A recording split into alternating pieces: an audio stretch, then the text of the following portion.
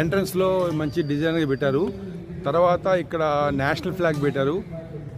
చిన్న అది ఎవరైతే సోల్జర్స్ అమరవీరులు ఉన్నారో వాళ్ళ యొక్క చిత్రపటాలు, మధ్యలో హిమాలయాలు, తర్వాత అందులో నేషనల్ ఫ్లాగు, క్లౌడ్స్.